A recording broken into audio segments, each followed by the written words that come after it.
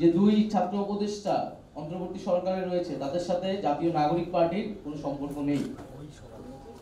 তারা গণ অভ্যুত্থানের প্রেক্ষিতে গণ অভ্যুত্থানের প্রতিনিধি হিসেবেই সেই সময় সরকারে গিয়েছিলেন, আমিও সেই সময় একজন ছিলাম।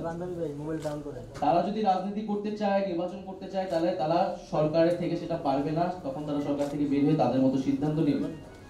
কিন্তু তাদেরকে জাতীয় নাগরিক পার্টির সাথে সংযুক্ত করে এক ধরনের অপপ্রচার এবং তাদেরকে হেয় করার চেষ্টা করা হচ্ছে।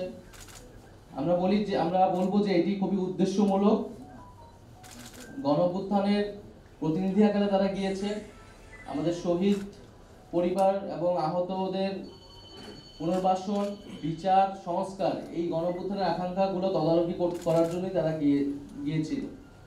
ফলে এটা তাদের সিদ্ধান্ত, তারা সরকারের থেকে কখন বের হবে আদৌ হবে কিনা। কিন্তু আমরা আমাদের প্রত্যাশা যে গণ অভ্যুত্থানের আকাঙ্ক্ষার ভিত্তিতে সরকার, গণ অভ্যুত্থানের বৈধতা, সেই আকাঙ্ক্ষাগুলো বাস্তবায়নে ছাত্র উপদেষ্টা সহ সকল উপদেষ্টা একত্রে কাজ করবে। ফলে দুইজন ছাত্র উপদেষ্টাকে জাতীয় নাগরিক পার্টির সাথে সংযুক্ত করে যে অপপ্রচার, আমরা তার নিন্দা এবং প্রতিবাদ জানাচ্ছি।